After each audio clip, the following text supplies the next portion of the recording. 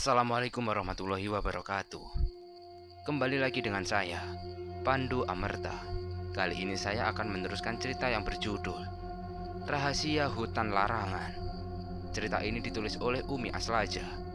Dan yang baru datang di channel ini, jangan lupa untuk mengklik tombol subscribe dan lonceng notifikasinya, biar kalian gak ketinggalan cerita-cerita mistis lainnya. Gimana kelanjutan cerita ini? Langsung saja kita memasuki ceritanya. Rahasia Hutan Larangan. Arum tidak bisa menahan lebih lama, apalagi saat merasa jika Andaru tidak nyaman karena hanya mereka berdua di rumah. Dari hari ke hari, Arum menjalani hidup seperti biasa. Kuliah juga mengikuti kegiatan perkuliahan. Ia masih sering melihat ibunya masuk ke dalam kamar jaga. Wajar saja, ibu mana yang ikhlas jika sang anak pergi entah kemana? Jika meninggal, harus ada kuburannya. Tidak ada yang aneh yang Arum rasakan setelah kedatangan Andaru ke rumahnya. Meskipun ia sempat protes pada Wisnu yang sudah menceritakan tentang apa yang ia alami pada Andaru. Tapi, seiring berjalannya waktu, Arum jadi sering kepikiran Andaru. Selalu terbayang wajahnya, senyumannya, bahkan gerakan tubuhnya. Terbayang saat mereka bertemu dengan kesan yang sangat sederhana. Juga kebersamaan mereka selama perjalanan ke dalam hutan larangan. Sikap Andaru kini Arum rasakan sebagai perhatian dalam hati sampai berpikir, apakah Andaru menyukainya? Untuk apa ia bela-belain datang untuk membantu Arum, meskipun dengan alasan sambil belanja kebutuhan bengkelnya. Namun Arum menjadi gelisah seiring berjalannya waktu. Kegelisahan itu jadi sangat menyiksa dirinya. Arum merasakan rindu pada sosok Andaru. Namun Arum coba menepis perasaan itu sekuat tenaga, bersikap biasa saja dan cuek. Namun jika nama Andaru terucap tanpa sengaja oleh Wisnu atau Maharani, hati Arum berdesir, sangat mengganggu. Hingga suatu malam, Arum yang ketiduran setelah menyelesaikan tugas kuliah. Ia tidur terlentang begitu saja di atas tempat tidur. Tiba-tiba ia merasakan tubuhnya terasa kaku, susah untuk digerakkan. Ia tidak tahu itu kenapa. Namun ia masih memiliki kesadaran penuh. Meskipun tubuhnya seakan lumpuh total, Arum masih bisa berpikir. Saat ia merasakan pipinya ada yang menyentuh, Arum ingin sekali membuka matanya. Sekuat tenaga tidak mampu. Matanya begitu berat untuk dibuka. Namun usapan lembut itu bukan hanya di pipi, tapi di lehernya juga. Arum coba untuk menggerakkan tangannya, tapi tidak bisa. Ia mencoba untuk membuka matanya dan melihat wajah samar seseorang yang sedang tersenyum dan membelai wajahnya. Wajah itu adalah wajah Andaru. Tersenyum manis sambil menggigit bibirnya. Arum tidak percaya jika itu adalah Andaru. Ia mencoba untuk bergerak sekuat tenaga, coba membaca ayat-ayat Allah sebisanya. Namun ketika gerakan tangan sosok itu sampai di dadanya, Arum berhasil menggerakkan tangannya, juga membuka matanya. Segera bangkit duduk dan menatap sekeliling. Nafasnya ngos-ngosan, seperti habis maraton. Semua tertutup rapat, jendela juga pintu, dan tidak ada siapapun dalam kamar selain dirinya sendiri. Seketika Arum merasakan merinding sekujur tubuhnya, mengambil selimut dan coba untuk tidur kembali tanpa mematikan lampu. Jam menunjukkan pukul 11 malam. Arum mencoba untuk tidur kembali, meskipun terasa begitu sulit. Kejadian itu ternyata berulang kembali setelah Arum mencoba untuk melupakannya. Bukan, kali ini ia merasakan ada seseorang yang menindihinya, mencumbunya, dan menciumnya. Arum kembali berusaha untuk menggerakkan tangannya, hingga kemudian berhasil. Segera ia bangun untuk memeriksa dirinya, yang mungkin bajunya sudah acak-acakan. Namun saat ia periksa, bajunya masih rapi. Mental Arum mulai terganggu. Ia jadi merasakan takut, juga jadi sering melamun. Untuk Untuk kali ini, ia tidak ingin cerita pada Maharani, takut diceritakan pada Wisnu, dan akhirnya terdengar oleh Andaru. Tapi Arum sempat berpikir untuk bercerita langsung pada Andaru. Setiap kali ingin menelepon Andaru, hatinya merasa ragu. Berulang kali hal itu terjadi, hingga malam itu, hal buruk hampir terjadi pada dirinya. Ia merasa jika itu adalah Andaru yang sangat ia rindukan. Ia sangat menikmati pelukan hangat dan kecupan mesra Andaru. Namun, hati kecilnya terus berontak jika itu bukan Andaru, tapi seseorang yang menyerupai Andaru. Arum segera memberontak dan sosok itu hilang. Arum menangis terisak, merasakan ketakutan dan kerinduan yang amat sangat pada Andaru. Untuk itu ia nekat untuk langsung menelepon Andaru. Kali ini ia sudah tidak tahan lagi. Panggilan pada Andaru beberapa detik tidak diangkat. Arum jadi kembali ragu. Mungkin Andaru sedang sibuk atau sedang bersama seseorang. Bisa jadi sedang kencan dengan pacarnya. Belum apa-apa sudah cemburu buta. Saat sedang melamun sambil menahan tangis, tiba-tiba ponselnya menyala. Suara panggilan dari Andaru. Dengan gemetar Arum menatap layar ponselnya, menggeser gambar telepon warna hijau ke atas. Selamat malam. Ada apa, Arum? Aku tadi sedang di kamar mandi. Maaf. Sapaan yang terdengar dari seberang. Arum tidak bisa berkata. Pipinya terasa sangat kaku. Halo, Arum? Kamu oke? Dengan nada cemas. Samar terdengar suara isakan Arum yang sangat menyayat hati. Arum, ada apa? Cerita saja. Suara Andaru lembut. Saya takut, ucap Arum berat. Ponsel mati. Arum yang memutuskan hubungan telepon. Arum bahkan mematikan teleponnya. Ia tidak bisa tidur lagi sampai pagi. Arum duduk berselimut, tidak berani untuk tidur kembali. Ibunya mengetuk pintu, karena Arum belum keluar dari kamarnya. Tentu tidak bisa Arum seperti itu. Karena pintu tidak dikunci, ibunya segera masuk. Melihat Arum duduk dan berselimut dengan tatapan kosong, ibunya melangkah panik. Arum, kamu kenapa, nak? Apa yang terjadi, sayang? Tanya ibunya sambil meraba kening Arum. Arum tetap diam, menatap kosong dengan kondisi acak-acakan. Arum, bicara sama ibu. Ada apa? Kamu kenapa? Arum tetap diam. Ibunya menepuk pipinya pelan. Arum menggeragap dan menatap ibunya. Kamu kenapa, Arum? Kamu sakit? Arum menggeleng. Ibu bikin teh anget ya. Tunggu sebentar, ujar ibunya hendak pergi. Namun Arum dengan cepat mencekal tangan ibunya. Arum takut, Bu, ucapnya lirih. Takut apa?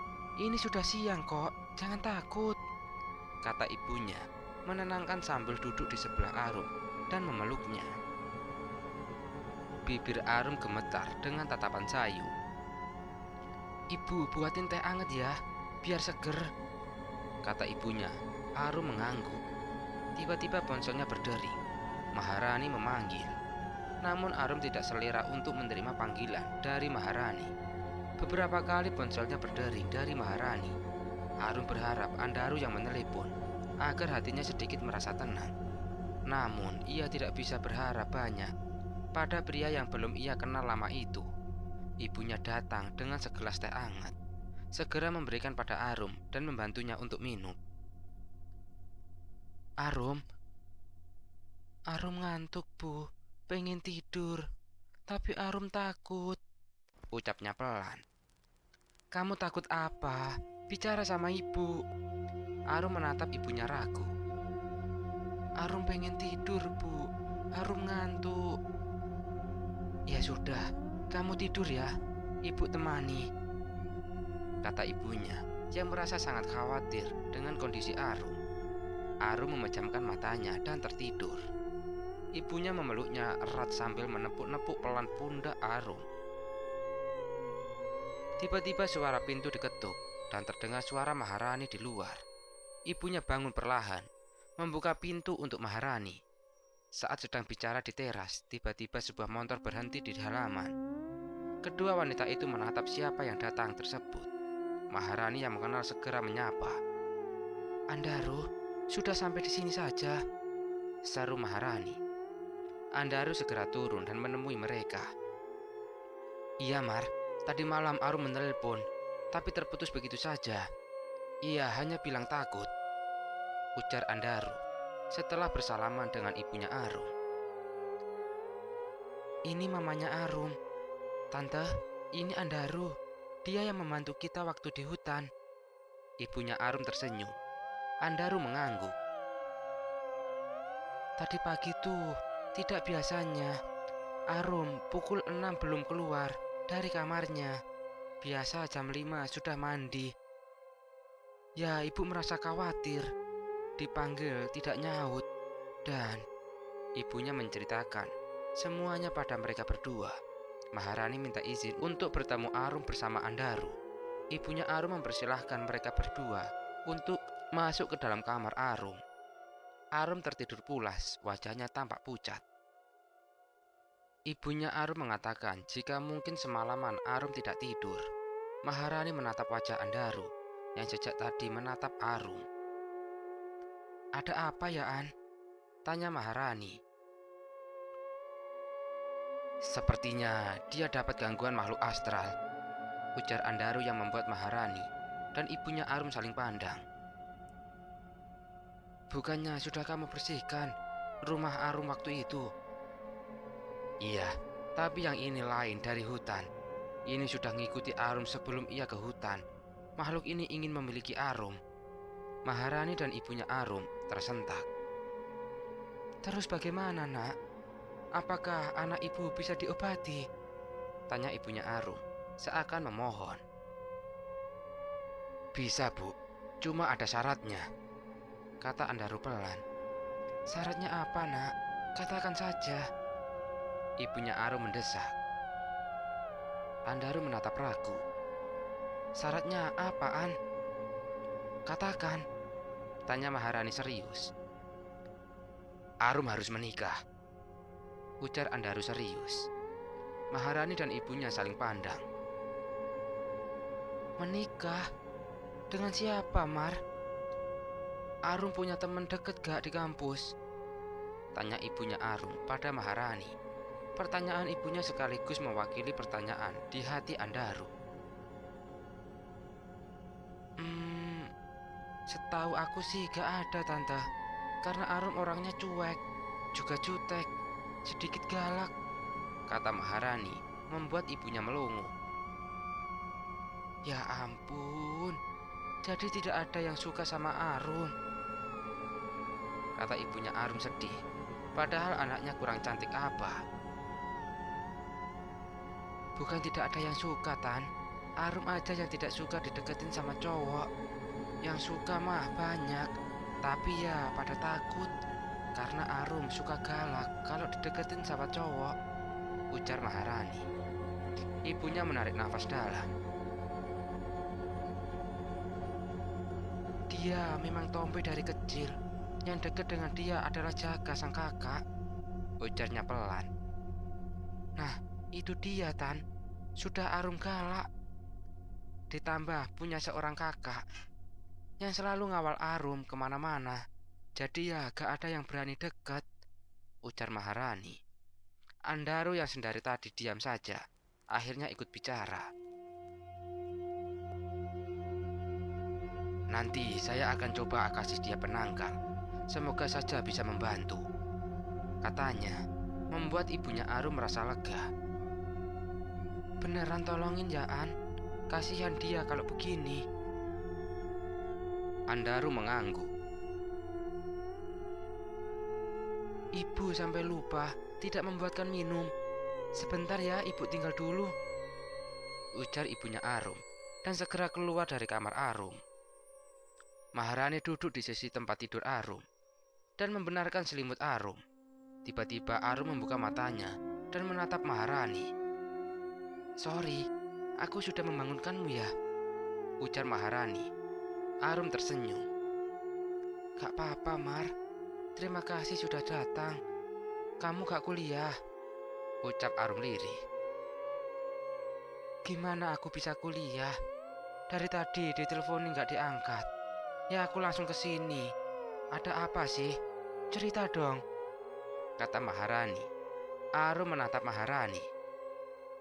Aku takut sekali, Mar, ucapnya pelan. Takut apa? Ada setan, kejar Maharani setengah bercanda. Semalam, saking takutnya aku menelpon Andaru, tapi aku bingung mau cerita. Takutnya dia tidak percaya, kata Arum yang tidak melihat Andaru yang berdiri di sisi lain.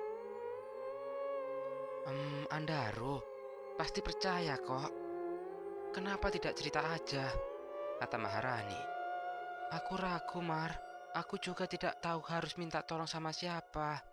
Saat aku ingat Andaru, ya sudah aku beranikan diri untuk nelpon dia. Tapi takut ganggu gitu. Ya enggak lah, Rum. Buktinya sekarang dia sudah di sini, kata Maharani sambil melirik Andaru yang berada di belakang Arum yang berbaring miring. Seketika Arum menoleh meskipun ia tidak yakin dan menganggap jika Maharani sedang bercanda.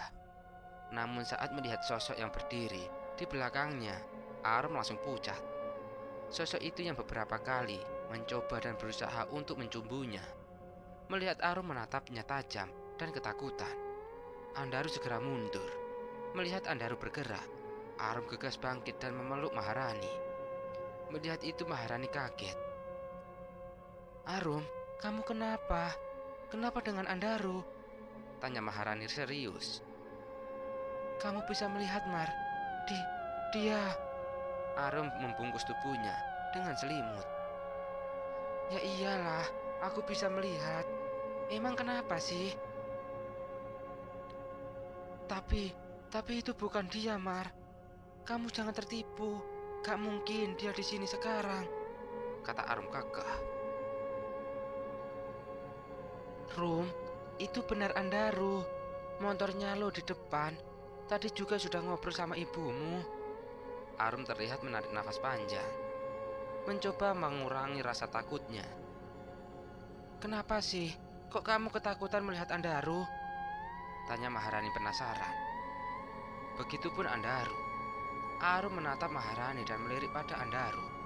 Andaru dapat merasakan sesuatu yang tidak bisa dirasakan oleh Maharani. Gak apa-apa. Aku hanya tidak percaya saja karena Andaru kan jauh. Aku kesini sehabis subuh. Sekalian mau ngambil pesanan. Karena tadi malam kamu nelpon aku.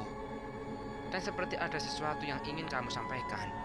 Karena aku juga sudah berpesan agar jika kamu kenapa-napa, segera menghubungi aku.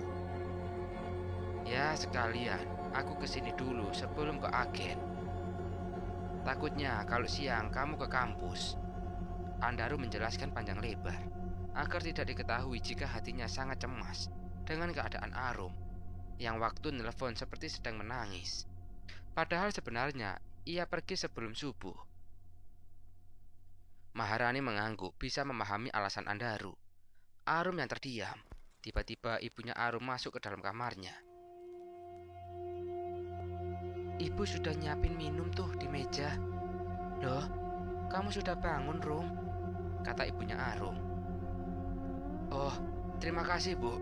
Iya, baiklah, ujar Andaru.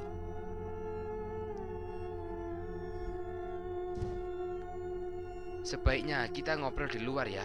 Saya tunggu di luar saja, biar lebih enak ngobrolnya, kata Andaru lagi, yang sudah yakin jika Arum sudah lebih baik. Maharani mengangguk.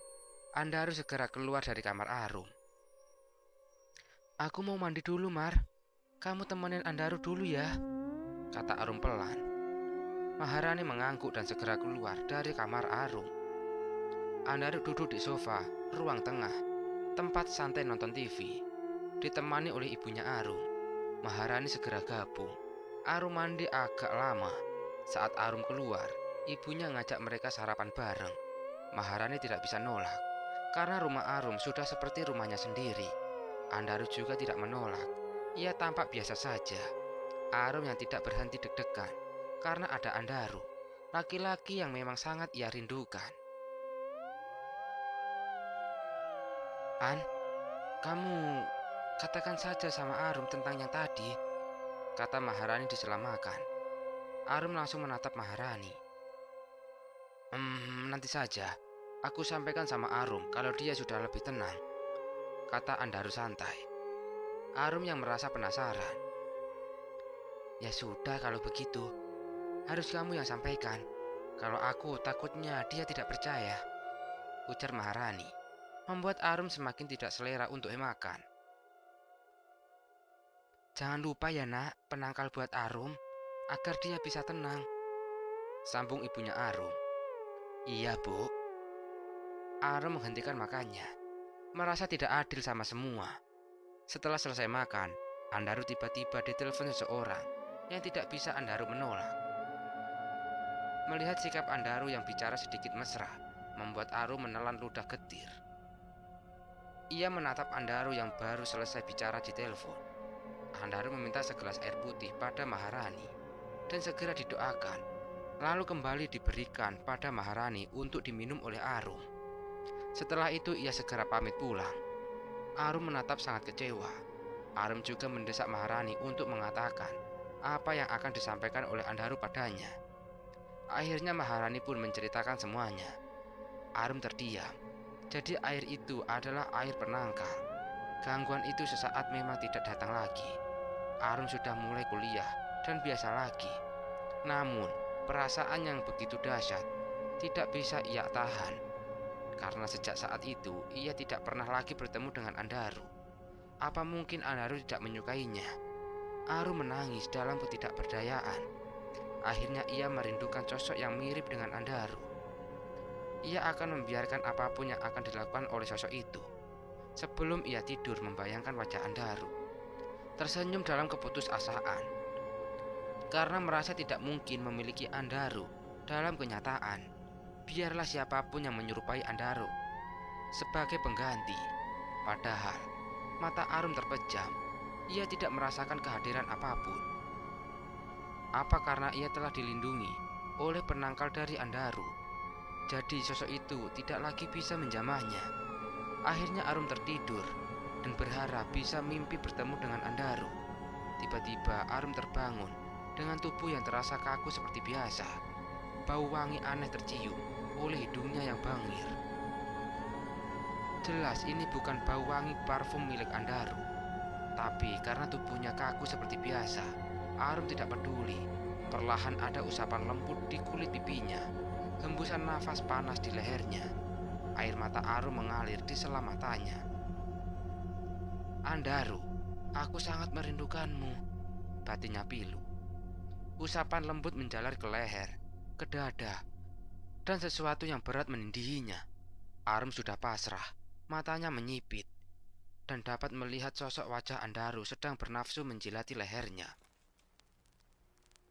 "Lawan Arum, jangan biarkan makhluk itu menjamahmu," bisikan suara di telinga Arum, membuat Arum tersadar dan akhirnya merasa ketakutan. Ia tidak ingin siapapun menjamahnya, tidak boleh. "Lawan Arum, terus lawan, kamu pasti bisa," ucap bisikan itu di dalam gendang telinganya. Arum mulai berontak dan akhirnya bisa terbebas dari rasa kaku. Sosok itu menghilang, meninggalkan bau wangi yang masih tersisa. Arum menatap sekeliling merinding dan kembali tidak bisa tidur. Saat ia berpikir suara siapa yang berbisik di telinganya itu, Arum duduk sambil membungkus tubuhnya dengan selimut. Meskipun keringat bercucuran, namun Arum tidak peduli. Ia ingin sekali menemui ibunya, namun kakinya terasa sangat lemas. Ingin meraih ponselnya yang ia letakkan di samping bantal, namun juga tangannya tidak mampu menggapai. Akhirnya ia hanya bisa menangis sambil memeluk lututnya. Saat pagi, ibunya kembali heboh. Arum juga tidak masuk kuliah dengan alasan pusing. Ia tidak ingin Maharani cemas sampai bolos kuliah karena harus ke rumahnya. Saat ibunya ke pasar, Arum dikejutkan dengan kedatangan Andaru. Arum yang buka pintu menatap wajah Andaru sayu. Ingin sekali rasanya ia memeluk dada pria itu dan menangis meluapkan segala emosi jiwa. Arum tidak melakukan itu karena tidak mau jika Andaru menganggapnya murahan. "Kamu sudah sampai sini aja," kata Arum basa-basi juga merasa heran. "Iya, sekalian mampir mau lihat keadaanmu," jawab Andaru saat sudah duduk di ruang tamu. "Kok tahu aku tidak kuliah?" tanya Arum penasaran. "Iya, tadi sempat mampir ke rumah Wisnu. Terus ditelepon sama Maharani, disuruh ngantar ke kampus. Katanya kamu tidak kuliah karena sedang pusing." Arum manggut-manggut, merasa itu hanya kebetulan. Andaru hanya merasa peduli, karena kebetulan ia juga bisa melihat sesuatu yang terlanjur ia lihat pada Arum.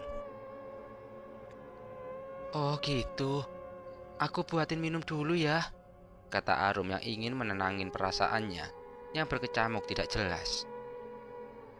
"Gak usah, aku juga tidak lama kok. Cuma ingin memastiin keadaanmu saja. Lagian tadi udah ngopi tempat Wisnu." Arum mengangguk dan menunduk dalam. Andaru memperhatikan dirinya yang sangat lesu. "Arum, apa kamu diganggu lagi?" tanya Andaru serius. "Iya," jawab Arum singkat. Andaru menggumam. "Kamu gak apa-apa?" tanya Andaru cemas. "Boleh aku tanya sesuatu?" tanya Arum ragu. "Ya tentu." Arum terdiam lama. Apa makhluk astral itu bisa menyerupai siapapun?" Andaru menarik nafas dalam. "Ya betul. Kenapa?" "Jadi bisa ya?" "Iya, seperti jin korin yang menyerupai orang yang sudah mati." "Terus bisa seperti apa lagi?" "Binatang, angin, suara-suara, atau apapun." "Apa bisa berubah seperti orang yang kita kenal?" Arum semakin deg-degan dengan jawaban Andaru. "Bisa sekali. Setan sangat pintar memanipulasi manusia yang sedang lemah iman, sedang kosong pikiran, atau sedang banyak pikiran juga bisa." "Gitu ya?" "Iya, bahkan bisa menyerupai orang yang kamu suka." Itu yang sangat Arum tunggu. Jawaban yang paling tepat. "Apa kamu sedang menyukai seseorang? Dan apakah makhluk itu datang menyerupai orang yang kamu sukai itu?" Tidak.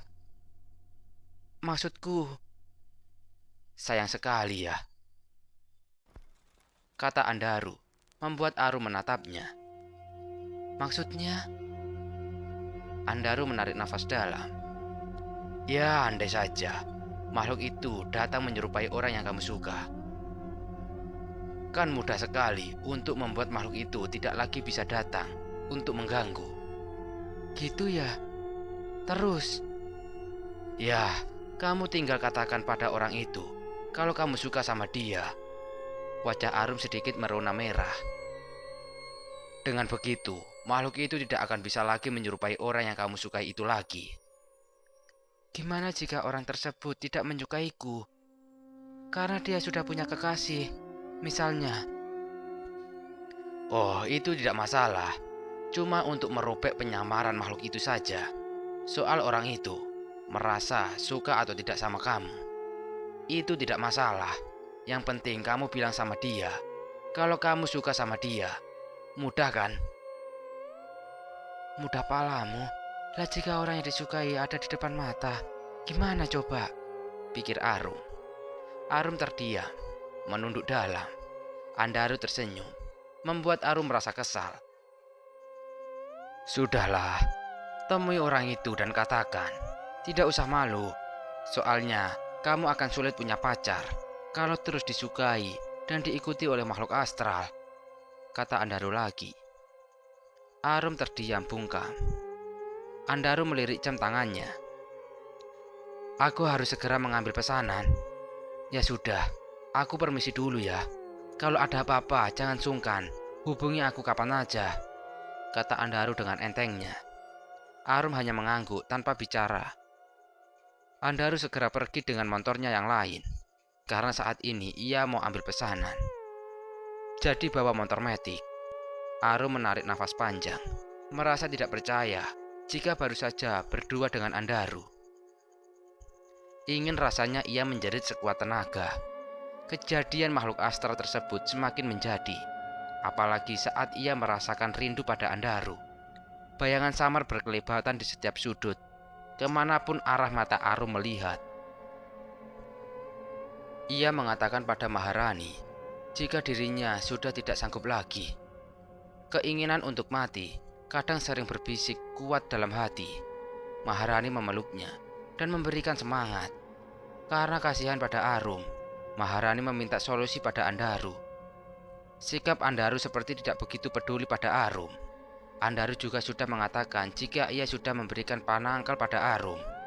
Cuma Arum tidak percaya padanya dan menganggap jika Andaru hanya membual saja. Mendengar ucapan Maharani tentang kata-kata Andaru membuat Arum semakin merasakan siksaan. Saat mereka sedang ngobrol di sebuah kafe bersama Maharani juga Wisnu, yang secara kebetulan Andaru juga datang dengan sebuah tas besar ia tenteng. Arum pamit ke toilet dan tidak pernah kembali lagi. Maharani yang menyadari jika Arum tidak balik lagi, akhirnya menyusul Arum yang sudah di tempat parkir. "Kamu kenapa kok pulang tidak bilang-bilang?" seru Maharani. "Sorry Mar, tadi ibuku telepon waktu aku di kamar mandi," kata Arum dan segera pergi begitu saja. Maharani menyampaikan pesan Arum yang langsung pulang. Andaru tampak tidak bersemangat. Untuk itu mereka jadi punya ide agar Maharani mencari tahu siapa pemuda yang sedang disukai oleh Arum. Meskipun Maharani merasa yakin jika tidak ada pemuda yang istimewa bagi Arum, namun ia akan mencoba. Suatu hari, diam-diam Maharani menghubungkan ponselnya pada Andaru, yang juga ingin tahu siapa laki-laki yang Arum sukai saat ini. Karena Andaru berjanji akan membantu Arum sampai benar-benar terbebas dari makhluk astral tersebut. Percakapan ringan pun terjadi. Saat itu, di rumah Maharani, tepatnya di kamar Maharani, keduanya tampak santai sambil tiduran. Maharani terus mepet Arum, nyerempet pada urusan pribadi, juga tentang perasaan Arum. Arum tidak banyak terbuka masalah perasaannya. Sangat kuat ia menyembunyikan perasaan meskipun itu pada Maharani, sahabatnya sendiri. "Sebenarnya masalahmu itu sangat mudah diatasi, Rum. Kamu tinggal nikah sama orang yang kamu sukai. Beres. Lelaki mah pasti cepat kalau diajak nikah, apalagi sama kamu," canda Maharani sambil pura-pura mainin ponsel. "Mudah aja buat kamu, Mar. Kamu sudah punya Wisnu yang sudah kerja juga. Pastikan siap kapan saja kamu ajak dia nikah," katanya mulai terpancing. "Makanya nyari pacar dong, Rum. Gak malu apa? Jombo melulu," ledeknya. "Tahu ah, lagian cowok di kampus pada gak jelas semua," jawab Arum. "Cari yang di luar kampus kan banyak." "Dih, emang aku suka kelayapan gitu. Keluar aja jarang kalau nggak sama kamu." "Emang gak ada sama sekali ya laki-laki yang kamu sukai?" tanya Maharani. Arum terdiam lama. "Ada sih, tapi kenapa?" "Sepertinya dia sudah punya pacar, Mar." "Siapa sih? Kasih tahu dong. Masa teman sendiri gak kamu percaya?" Arum terdiam lama. "Hatiku sakit kalau ingat dia, Mar." "Lah kenapa? Dia pernah nolak kamu atau menghina kamu?" "Gak sih, cuma apa? Laki orang?" "Ih, apaan sih? Gak gitu juga kali. Aku juga masih laku sama yang bujang." "Ya siapa? Aku janji, siapapun itu aku tidak akan pernah bicara sama siapapun." "Janji ya, Mar. Bahkan Wisnu juga jangan sampai tahu. Kalau tidak, persahabatan kita putus. Iya, aku janji. Siapa, Rum? Andaru, Mar. Hah? Apa? Andaru. Jadi, iya, Mar. Sebenarnya aku jatuh cinta sama Andaru. Kok nangis, Rum? Jangan nangis dong. Gak apa-apa, Rum. Itu bukan sebuah kesalahan kok. Itu wajar toh, kamu normal. Seperti yang aku bilang, Mar. Aku sakit kalau ingat dia. Isa Arum menyayat hati. Maharani memeluknya menenangkan. Gak apa-apa. Cup. Aku ingin mati, Mar. Udah gak kuat lagi. Jangan ngomong gitu dong. Please, Mar. Jangan bilang sama siapapun. Ku mohon. Iya, aku janji. Jadi makhluk astral itu yang sering datang sama kamu itu menyerupai Andaru. Iya, Mar. Gimana aku bisa ngusir coba? Berkata kasar aja aku tidak tega. Ya Tuhan. Maharani tahu jika Andaru sudah mematikan sambungan telepon. Ia pun merasa lega, berharap Andaru akan segera datang. Takut Arum keburu putus asa, Maharani mengantarkan Arum pulang setelah Arum cukup tenang. Ketika Maharani pamit pulang, Arum menutup pintu. Namun tiba-tiba pintu diketuk dari luar. Arum kira Maharani yang kelupaan sesuatu. Saat dibuka ternyata Andaru. Arum tersentak dan mundur menabrak pintu. Andaru menatap lurus wajah Arum. Arum semakin ketakutan. Kenapa tidak bilang? Kata Andaru tegas. Bilang apa? Gugup Arum. Aku sudah dengar semuanya, tegas Andaru. Dengar apa? Andaru memutar ulang rekaman percakapan antara dirinya dengan Maharani. Seketika itu juga, Arum terkulai pingsan. Andaru merasa kaget dan segera membopong tubuh Arum dan membawa masuk. Ibunya yang terlihat sangat terkejut. Gak apa-apa, Bu. Dia hanya shock, kata Andaru sambil membaringkan tubuh Arum di tempat tidurnya. Ibunya segera membenahi keadaan Arum dan menyelimuti sebatas dada. Apa yang terjadi sama Arum, Nak? Tanya ibunya Arum cemas. Dia cuma kaget, Bu. Kaget kenapa, Nak? Biasalah itu, Bu. Yang selama ini sudah mengganggunya, kata Andaru. Lah, bukannya sudah diberikan penangkal ya, Nak? Iya, Bu. Ternyata tidak mempan. Lah terus gimana, Nak? Kasihan Arum. Ibu yang tenang ya. Saya pasti akan menjaga Arum. Tapi, Nak, gimana caranya? Saya akan menikahi Arum secepatnya. Hah? Kamu serius, Nak? Andaru mengangguk dan tersenyum. Tinggal menunggu Arum sadar. Semua pasti kelar. Ibunya Arum terlihat sumringah.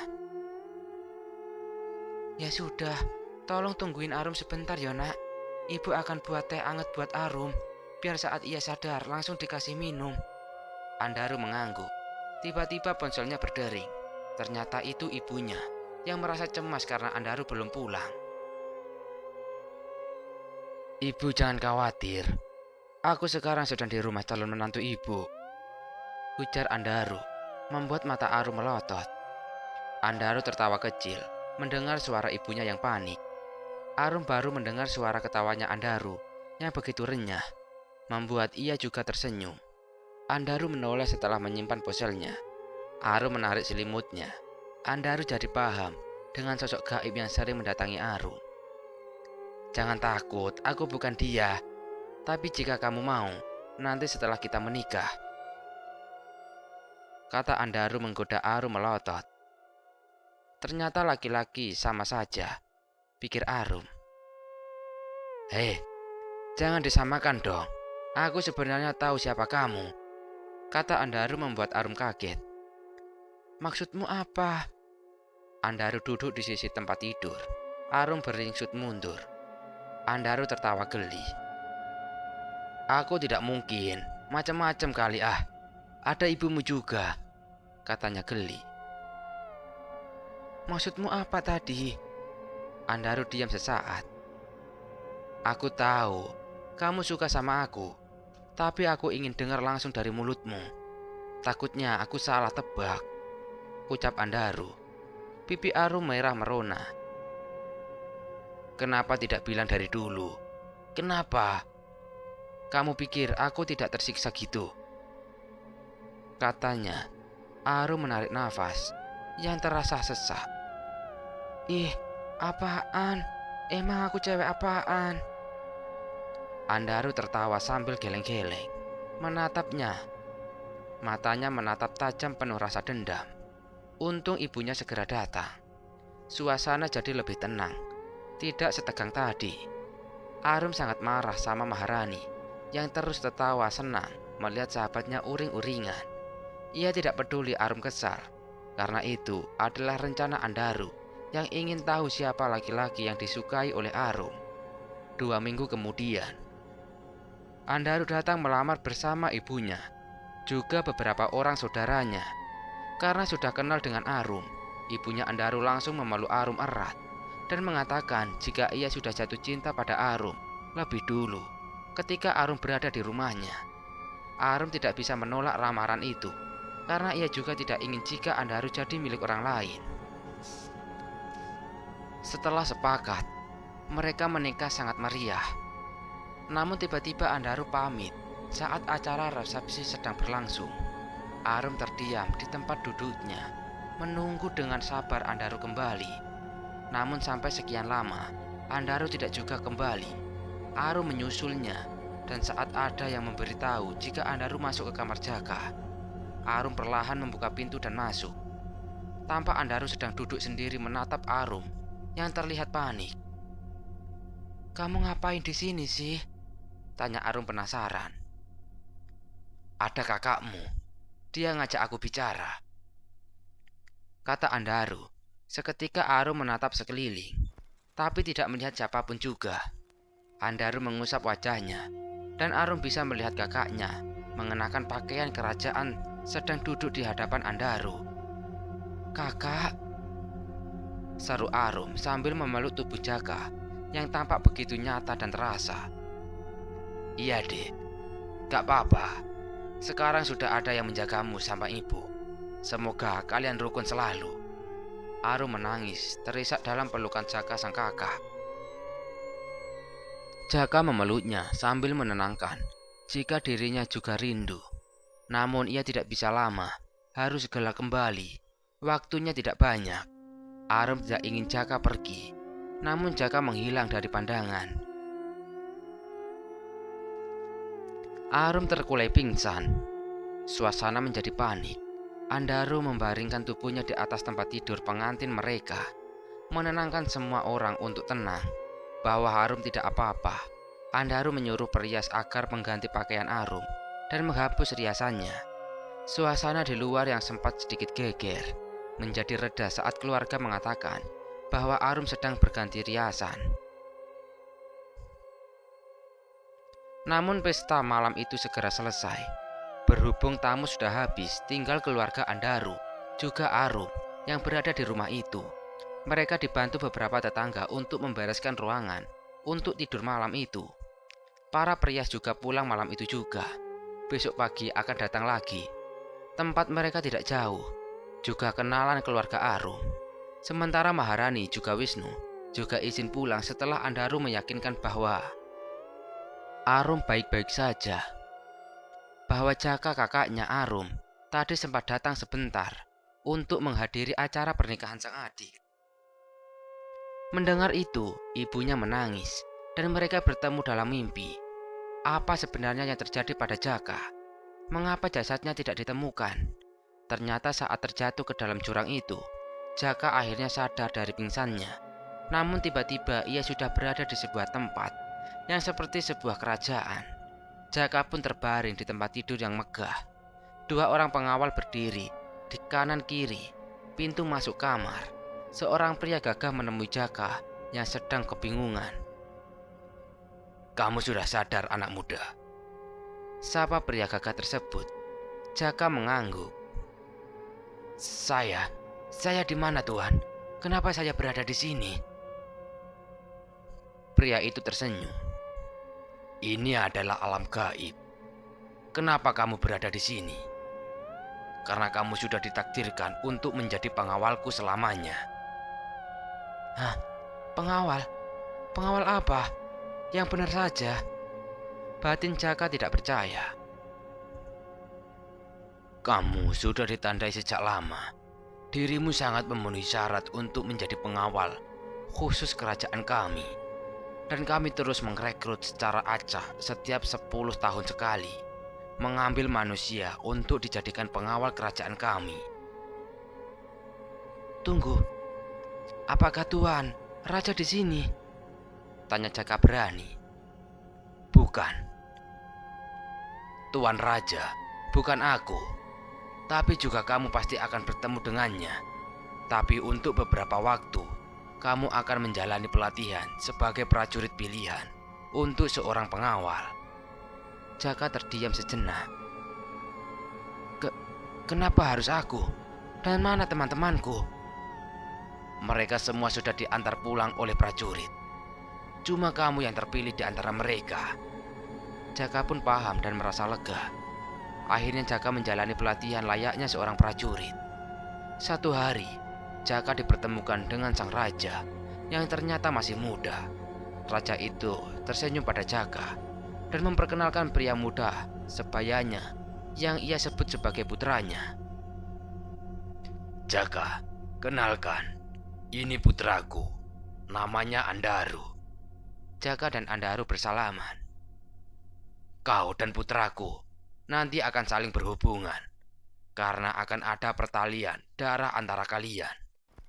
Meskipun tidak paham, namun Jaka mengangguk. Baiklah, sekarang kau boleh pergi dan istirahatlah. Jaka undur diri dengan takjim. Sesaat ia melirik pada Andaru yang langsung memberikan hormat padanya dengan menundukkan kepalanya. Jaka tersenyum, sangat senang hatinya melihat wajah Andaru. Entah mengapa, ternyata akhirnya ia tahu jika Andaru adalah calon suami adiknya, Arum Dalu. Jaka minta izin untuk datang ke acara pernikahan sang adik. Tentu saja atas izin raja yang adalah ayahnya Andaru. Setelah menikah, Andaru mengizinkan Arum untuk tetap tinggal dengan ibunya. Sesekali saja ia membawa Arum pulang atau membawa ibunya ke rumah Arum. Dan siapa bayangan putih yang Arum lihat waktu itu? Ternyata itu adalah ayahnya Andaru yang menemui Andaru atas undangannya. Dan Arum tidak pernah merasa takut lagi setelah menikah. Sosok yang sering mengganggunya sudah tidak pernah berani datang lagi. Mereka hidup bahagia, sedangkan Jaka akhirnya dinikahkan dengan adiknya Andaru di alam gaib dengan ibu yang berbeda. Tamat. Terima kasih untuk para pendengar yang telah mendukung channel ini. Semoga dari cerita ini kita bisa mengambil sisi baiknya dan bisa untuk membuat pelajaran hidup kita. Saya Pandu Amerta, pamit undur diri. Wassalamualaikum warahmatullahi wabarakatuh.